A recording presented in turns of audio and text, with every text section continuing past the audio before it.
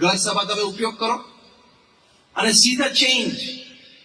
તમે લોકો બધાએ અહીંયા 1.5 કલાક મને સાંભળવા માટે કાઢ્યો અને અમે પણ અહીંયા આવ્યા 1.5 કલાક, તો આપણે કઈ પ્રોડક્ટિવ એક વાત તો બનવી જોઈએ કે નહીં?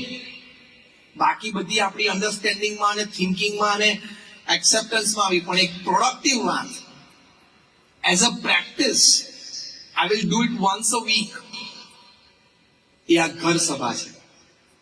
100% તમારા ફેમિલીમાં ફેમિલી હેપીનેસ, ફેમિલી યુનિટી અને ફેમિલી હાર્મની આ ઘર સભાથી મેન્ટેન થાય એટલી તાકાત આ ઘર સભામાં છે. તો how many of you feel કે આવતા 6 મહિના સુધી અમે અઠવાડિયે એક વખત આનો પ્રયોગ કરશું? આંગળી ઊંચી કરો તો એમ થતું હોય કે જરા અઠવાડિયે એક વખત આનો પ્રયોગ કરશું. I will try for 6 months. ઘણા બધી આંગળી ઊંચી કરી છે, જેને નથી કરી એની માટે તાલીઓ તો પાડો. એટલે આપણા બધા જ પ્રશ્નોનું સમાધાન આવી એક વાતમાં છે. આ હું તમને બોલું છું ને શ્રદ્ધાથી નહીં, હું એક સંત છું એટલે વાત નથી કરતો. I am a man of science, I am a man of spirituality both. હું વિજ્ઞાનનો વિદ્યાર્થી છું, મેં એન્જિનિયરિંગ કર્યું છે, અને હું સંત પણ છું. એટલે હું લોજિક અને ફેથના કોમ્બિનેશનથી વાત કરીશ, ખાલી અંધશ્રદ્ધાની વાત નહીં કરું. I am talking of first hand experience. I'm talking of something that has brought results. એવી આ વાત છે ઘર સભાની, અને આ બધા માટે સાયન્ટિફિક રિસર્ચ છે. છેલ્લી 5 વીકમાં હું મારું પ્રવચન પૂરું કરું છું. આ બધા માટે સાયન્ટિફિક રિસર્ચ થયેલી છે. ભગવાનના નામ સ્મરણથી તમને શું લાભ થાય છે? University of Philadelphia, University of Pennsylvania, doctor Andrew Newberg, doctor H G. Koenig, હું તમને નામ આપું છું. You can go on Google and open it up. આ લોકોએ પ્રયોગ કર્યો સ્પેશિયલ સાયકોન્યુરો સોફ્ટવેર થી કે ભગવાનનું નામ સ્મરણ કોઈ કરે અને ફિઝિકલી, મેન્ટલી, ઇમોશનલી શું લાભ થાય છે. હજારના 4 ગ્રુપ બનાવ્યા. એક ગ્રુપ એજ ગ્રુપ હતું 4 થી 12 વર્ષના બાળકો, બીજું 12 થી 22 ના ટીનેજર્સ અને યંગસ્ટર્સ, ત્રીજું 22 થી 60 જે બહુધા આપણે અહીંયા બેઠા છીએ, અને ચોથું 60 અને 60 પ્લસ. સાયકોન્યુરો સોફ્ટવેર વર્ઝન 1.0 થી એ લોકો નોર્મલ પોસ્ચરમાં બેઠા હોય ત્યારે એ લોકોના બોડીના હાર્મોન્સ રિલીઝ અને એની ઇમ્પેક્ટ એ લોકોએ એમઆરઆઈ અને માઇન્ડ મેપિંગ થી કરી. પછી એ લોકોને કીધું હવે ભગવાનનું નામ સ્મરણ કરો 12 મિનિટ સુધી. 8-10 વખત પ્રેક્ટિસ કરાવી, પાછા ઘરે મોકલ્યા કે હજી તમે 10 વીક પ્રેક્ટિસ કરો. પછી પાછા આવ્યા, પાછો પ્રયોગ કરાવ્યો. પછી ચાલુ નામ સ્મરણ સાયકોન્યુરો સોફ્ટવેર વર્ઝન 2.0 થી અગેન એ લોકોનું માઇન્ડ મેપિંગ અને એમઆરઆઈ થયા. એમાં કન્ક્લુઝન રિપોર્ટ તૈયાર થયો. કન્ક્લુઝન રિપોર્ટમાં લખ્યું, first, by chanting the holy name of God for 12 minutes every day, children in the age group of 4 to 12 had an advantage of 15 to 25% increase in their memory power. લાભ છે કે નહીં?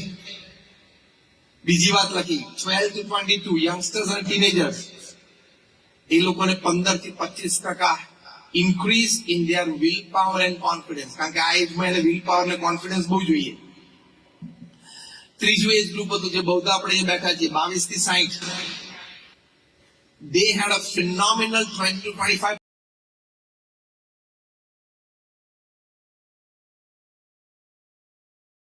increase in their buffer capacity, that is the capacity to absorb the shocks of life. જીવનમાં જે ઝાટકા આવતા હોય ને, ઝાટકાને સહન કરવાની શક્તિ કે જે આવવાનું એમ જ આવી જાય. અને 60 અને 60 થી ઉપરના ઉંમરના હતા, એ લોકોએ નિત્ય 12 મિનિટ ભગવાનનું નામ સ્મરણ કર્યું. They found an increase of 20% plus in the strength of their immune system. એટલે કે રોગ પ્રતિકારક શક્તિમાં લાભ મળ્યો. એટલે ભગવાનના નામ સ્મરણથી યુનિવર્સિટી ઓફ ફિલાડેલ્ફિયામાં ડોક્ટર એચ.જી. કોઈંગ અને ડોક્ટર એન્ડ્રુ ન્યુબર્ગે સાયકોન્યુરો સોફ્ટવેરથી પ્રૂવ કર્યું કે 12 મિનિટનું પણ નામ સ્મરણ હોય તો તમારી મેમરી પાવર વધે છે, તમારો વિલ પાવર વધે છે, તમારો કોન્ફિડન્સ લેવલ વધે છે, તમારી દુઃખ સહન કરવાની શક્તિ વધે છે, અને તમારી રોગ પ્રતિકારક શક્તિ પણ વધે છે. તમે અત્યારે સ્વર્ગ અને મોક્ષની વાત અત્યારે આપણે દૂર રહી નથી કરવી. આ 5 નો લાભ થતો હોય તો પણ ભગવાનનું નામ સ્મરણ કરવું જોઈએ કે ના કરવું જોઈએ? Yes or no? આવી તો મારી પાસે 500 વાતો છે. Scientifically proved on some religious aspect. પ્રાર્થનાથી શું થાય, મંદિરે તમે દર્શન કરવા જાઓ તો શું થાય, તમે સંતની વાત સાંભળો તો શું થાય, તમે રામાયણ મહાભારત જેવા આપણા પવિત્ર ગ્રંથો ફેમિલીમાં વાંચો તો શું એડવાન્ટેજ થાય. આવી 500 રિસર્ચ સાયન્ટિફિકલી થઈ હોય, ક્લિનિકલી અને એક્સપેરિમેન્ટલી થઈ હોય, એના પેપર્સ મારી પાસે છે. એમાંથી મેં તમને એકની જ વાત કરી છે. આવા 50,000 રિસર્ચ પેપર પબ્લિશ થયેલા છે વૈજ્ઞાનિકો દ્વારા, હા, સંતો દ્વારા નહીં, બાય મેન ઓફ સાયન્સ. એટલે આપણે ખોટા દોડડાપણમાં આવીને નાસ્તિકપણામાં નહીં આવી જવાનું. ભગવાનને કોણે જોયા છે અને મંદિરની શું જરૂર છે અને આ બધું ખોટું છે અને એવા ખોટા વિચારોમાં નહીં આવી જવાનું. અને જો આવી જઈએ તો કાં તો આપણે અભણ છીએ પહેલી વાત, અને કાં તો થોડુંક ભણેલા છે પણ આપણને આટલી સરસ વૈજ્ઞાનિક રિસર્ચ બધી થઈ ગઈ છે એ વાતની આપણને ખબર નથી. એટલે શ્રદ્ધા રાખવાની. You walk by faith. Instant result કઈ આવતું નથી, પણ રિઝલ્ટ આવે છે ખરું. તમે પતિ લગ્નમાં જોડાયા ત્યારે ફૂલ લોજિકલ પ્રૂફ હતું કે છૂટાછેડા નહીં જ થાય? ટેલ મી. છૂટાછેડા નહીં જ થાય અમારા એવા ફૂલ કોન્ફિડન્સ સાથે લગ્ન કરે, આંગળી ઊંચી કરો તો કોઈ ના કરી જો. કારણ કે it's a possibility, isn't it? And you can never guarantee something on possibility. Yes or no?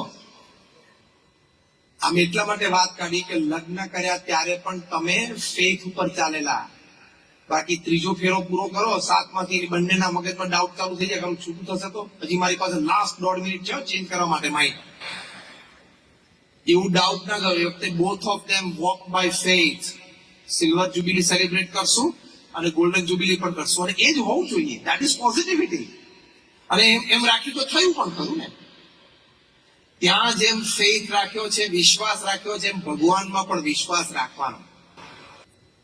વિશ્વાસથી વાણ ચાલે છે.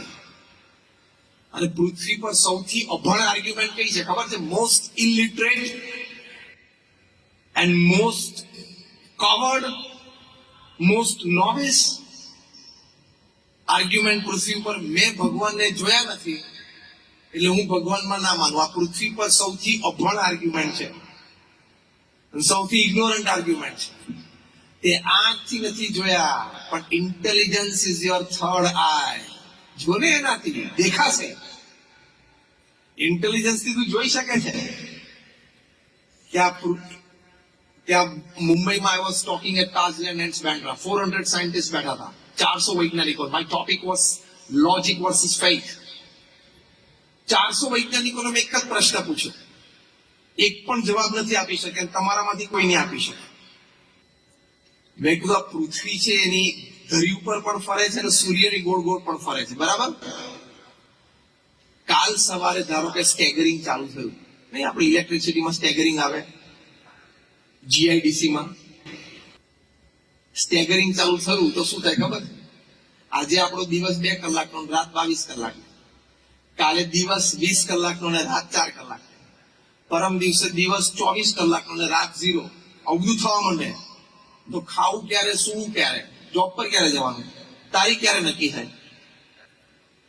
Millions and millions and millions of years થી મિલીમીટર્સ એન્ડ મિલીસેકન્ડ્સ ની એક્યુરેસીથી અર્થ ફરે છે.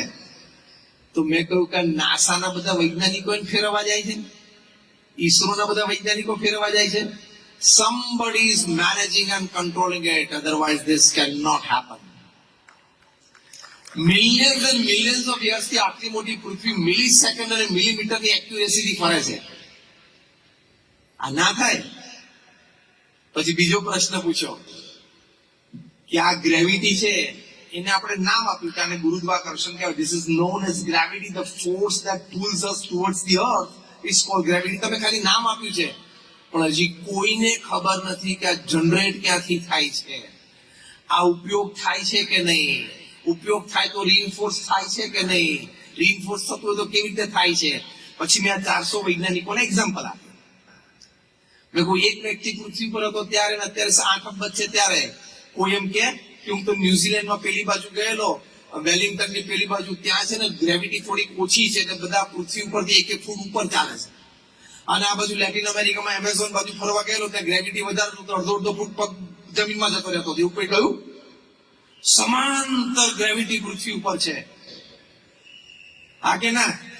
આપણે આપણા જીવનમાં 50, 60, 70 માં કોઈ અનુભવ કર્યો? વધારે પણ ઓછો નો? જેટલી ઈઝથી આપણે ઇન્ડિયામાં ચાલી શકીએ છીએ એટલી ઈઝથી અમેરિકામાં ચાલી શકીએ છીએ. આ લેટરલ ફોર્સ, પુલિંગ ફોર્સ. પછી મેં આને પ્રશ્ન પૂછ્યો. હવે સાંભળજો, જે મુખ્ય પ્રશ્ન પૂછ્યો. I asked this scientist a very simple question. If I catch your hand and pull you, I am using energy, isn't it? હા કે ના? એનર્જીનો મેં ઉપયોગ કર્યો. અને